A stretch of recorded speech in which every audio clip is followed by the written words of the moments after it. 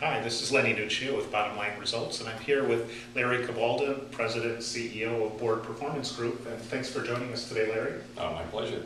And Larry, you've done a lot of powerful work with working with company boards, not only in the church community, but in the business community, and you've had the experience to work with hundreds of consultants. Yes. And have you been able to actually measure how their consulting works and how their pricing is and how effective their consulting actually is?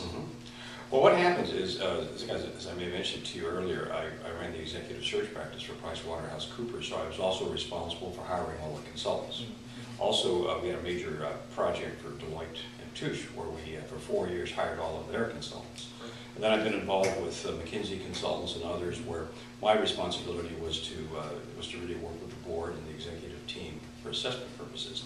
Now, as a result of all of that, what happens is I got a very good view of the effectiveness of consulting projects, because we're dealing with ARCO, Security Pacific, Paramount Studios. So when you sit down with the CEO, CFO, and then with the board, and then lately in the last few years, investors, you can really hear the truth about what they think about the consulting assignments that have been accomplished. And have you found that some of the consultants really weren't worth a whole lot?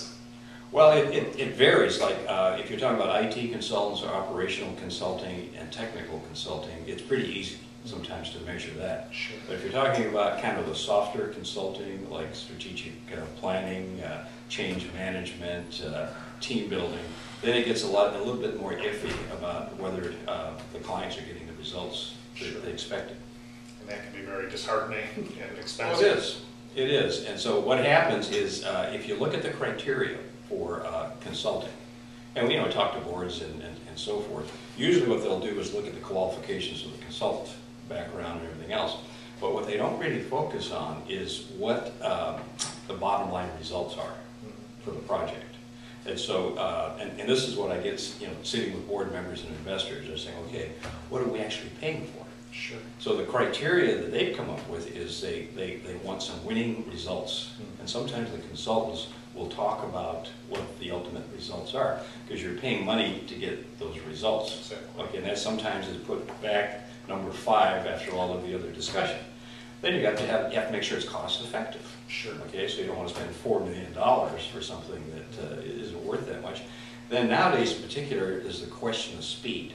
If it's 1 quarter, 90 days is equal to a year. So we can't afford the $4 million projects that take a year, okay, because everything's changed. Then the other one is it really has to be people positive. Because sometimes the consulting assignments end up just cutting people or becoming intrusive. Then the other thing is it has to be simple enough so people can understand it and work with it, and it can have some sustainable benefits. So if you look at cost, speed, results, and how intrusive it is, how simple it is, if everyone uses that criteria and look back at your consulting engagements, either the ones that you performed as a consultant or the ones as a board member that you approved, did they get those results? And oftentimes it's no. It's very unfortunate. It's very unfortunate because it's all, one of my old mentors used to say, judge by results. So we're talking about results, not process. And if you judge by process, that's great, but it's not like the Olympic gymnastics where you just give them an 8 or a 6. You got to actually win and perform, and there's lots of pressure. So there's been quite a bit of disappointment. And even some of these consultants who are involved in change management strategy, they'll basically say that, hey, 75% of these projects don't work. But they don't tell you whether theirs is in the 75% or the 25%. So what you have to do is, like just buying any product and service, is you have to look at, well, what are the results that I want to achieve, and do we actually achieve those results in a cost-effective, fast way that had a positive impact on the people? Exactly. So that's a great structure to work within to make sure that, again, the consultants know going in it's going to be performance-based and not just high, nice process with no results. With no results. And there's been a lot of these complaints about the fad, the latest fad from, you went back historically, because we've all been through this, management by objectives, matrix management, the 1-minute manager, you can go on and on and on, change management, team building. But is it actually producing the results based on the criteria that I just provided you? So sometimes you just got to refocus and say, what do I want as a result of this, not the process. And sustainable results, I guess. And sustainable results. And so the other part is there's a lot of jargon out there, and this is particularly the middle, the middle market companies, where you get business owners that just want results. They don't want to get into the very sophisticated models and theories, and the consultants are talking about empowerment, paradigm shifts, all of these highfalutin words. And the business owner is just trying to keep things going, and he wants some direct help to have him achieve that in a cost-effective way.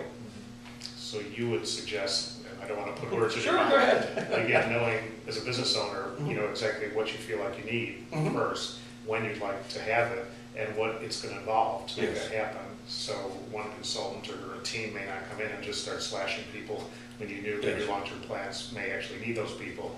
And it's important for the business owner to, I assume, to clearly communicate their expectations as well. Yeah, but what you don't want to do, and it's like any person you hire, is that you don't want to get sucked into their process as the product.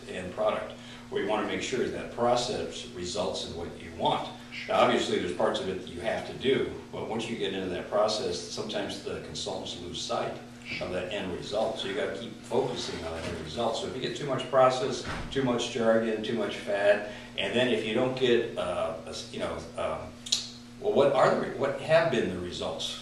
And almost every consultant may have one or two testimonies, that they have, but that's not enough. You have to be able to see how they do it, plus get some real endorsements to say they actually met that criteria. And I'm sure that thins out the herd quite a bit. It does. Yes. It does. Great. And one of the questions we had too, which you sort of answered already, but can they prove their models? And so that's something that you'd certainly want to see. What types of organizations, Larry, have you been able to work with and help turn around? If you could give us an example or two. Well, remember, my main expertise and experience is executive recruiting, and then working with consultants. So when I did my projects, they're fast because I didn't have time to build these long-term consulting arrangements. That's another thing that clients have to be aware of, is that the consultants are there to try to develop this long-term relationships and find other problems. So there's a constant new set of issues that come up that require more consulting help. This failed, that failed. So you got to be careful that you don't get sucked into a long-term relationship that's not producing results. But what I do is very quick, and we'll talk about it later, but it's been a lot for the banks and companies merging, nonprofits, some churches, ministries, even some government entities. Wherever you have a group that could be in a boardroom or a conference room that includes sometimes the investors, the board members, and the executives. So we have to figure out a way to get that whole group on the same page and produce results as quickly as possible. Because nowadays, it's not just the executive team. The executive team, if they're a public company, they're subjected to board oversight, and the board's subjected to shareholder or investor oversight. So there's a lot of things, even with government entities, there's funding, and with nonprofits, there's donors. So there's a whole series of people that have to buy into this to make it work.